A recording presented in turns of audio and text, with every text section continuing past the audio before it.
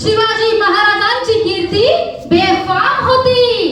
महाराजांची कीर्ती बेफाम, भल्या भल्यांना फुटला घाम. याला कोण घालील येसन, दरबारी कुस्ती बेगम. बडी बेगम म्हणजे अली आदिलशहाची आई बरं का. नजरेत तिच्या अंगार दरबार झाला गपगार. कुणी घेईना पुढाकार, साऱ्यांनीच मानली हार. तितक्यात अचानक एक सरदार उठला, बोलला, मैं लाऊंगा शिवाजी को. नाव त्याचं अफजल खान.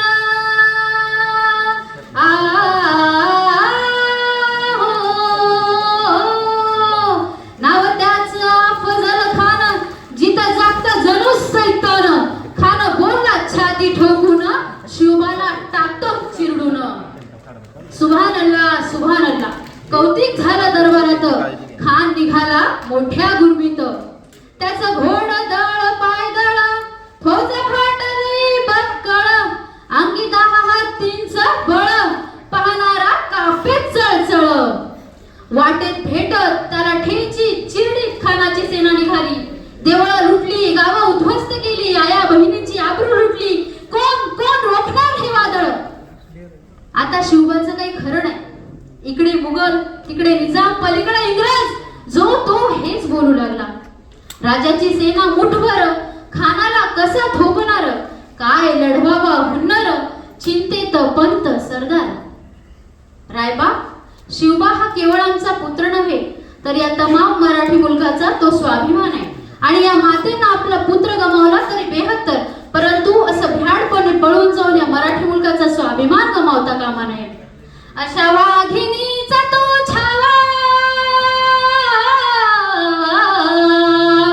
अशा वाघिणीचा तो छावा. डोक्यात गनिमी कावा, गनिमाला कसा ठेचावा. बेटीचा धाडला सांगावा.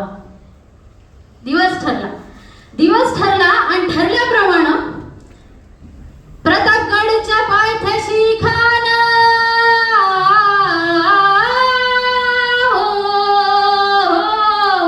प्रतापगडच्या पायथ्याशी खान, हो प्रतापगडच्या पायथ्याशी खान. प्रतापगडच्या पायथ्याशी खान आला बेगुमान, नाही त्याला जाण.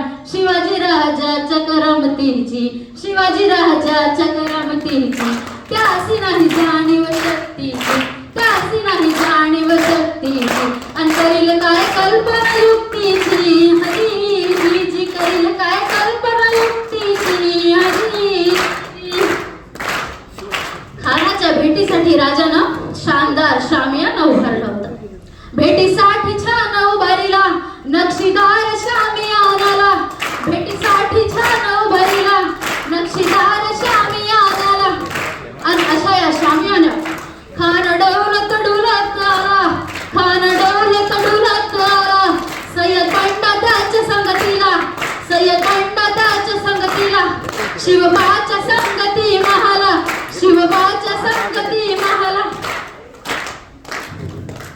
राजाला पाहून खान म्हणतो कसा,